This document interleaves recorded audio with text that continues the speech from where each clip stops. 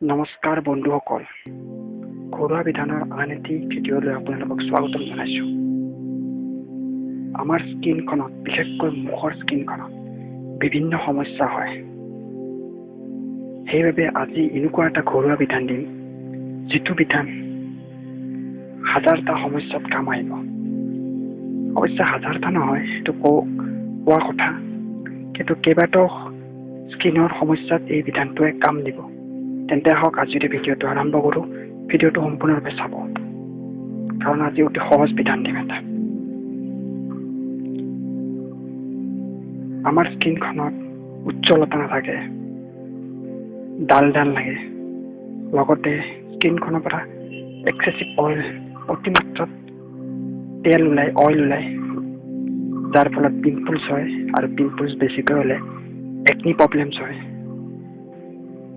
স্কিনখন বুঢ়া লাগে, এনেকুৱা লাগে যেন আপোনাৰ যদি বয়স 30 বছৰ, স্কিনখন 40 বছৰ, 45 বছৰ। অৰ্থাৎ স্কিনখন লগাতকৈ বেছি বয়সৰ যেন লগা হয়। আৰু এই গৰমৰ দিনত যেতিয়া বাহিৰলৈ ওলাই যায়, তেতিয়া ৰ'দে স্কিনখন পৰে, যাক ছান টেন বুলি কোৱা হয়, যাৰ ফলত স্কিনৰ ৰংটো অসমান হৈ যায়।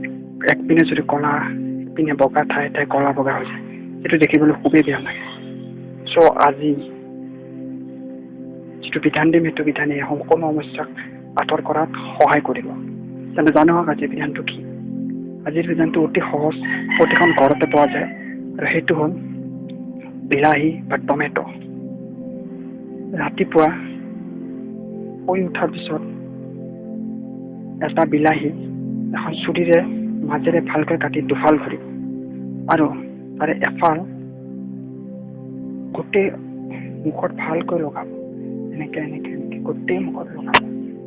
ভালকৈ লগোৱাৰ পিছত 10-15 মিনিট সময় থাকিবলৈ দিব, আৰু তাৰপিছত ফ্ৰেছ ৱাটাৰেৰে, বিশুদ্ধ পানীৰে ধুই দিব। বিলাহীত এণ্টি অক্সিডেণ্ট আৰু ভিটামিন চি প্ৰচুৰ পৰিমাণে থাকে, যাৰ ফলত স্কিনৰ যিটো ৰং সেইটো উজ্জ্বল হয়। লগতে ই এণ্টি এজিং হিচাপেও কাম কৰে, অৰ্থাৎ স্কিনৰ যিটো বয়স বাঢ়ি যোৱা যেন লাগে সেইটো কমায়।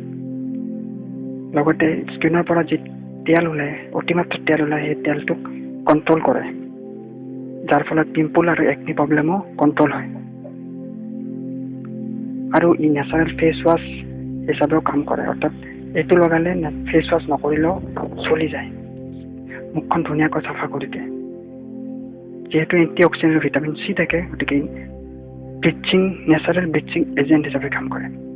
স্কিনখন যেতিয়া ব্লিচ কৰা যায়, স্কিনখনত উজ্জ্বলতা বাঢ়ে। সেইধৰণে বিলাহীও একে কাম কৰে, স্কিনখনৰ উজ্জ্বলতা যথেষ্ট পৰিমাণে বাঢ়ায়। লগতে বিলাহী মুখত লগতে বিলাহী খাবও পাৰে দৈনিক। ই ভিতৰৰ পৰা আপোনাৰ স্কিনৰ উজ্জ্বলতা বঢ়াব। চ' এইটোৱে আছিল আজিৰ এটা অতি সৰু তথা দৰকাৰী ভিডিঅ'। যদি ভিডিঅ'টো ভাল লাগে, শ্বেয়াৰ, লাইক এণ্ড কমেণ্ট কৰিব। লগতে কমেণ্ট কৰি জনাব কেনেকুৱা সমস্যাৰ ঘৰুৱা বিধান লাগে, আৰু মোৰ চেনেল ঘৰুৱা বিধানক ছাবস্ক্ৰাইব কৰিব।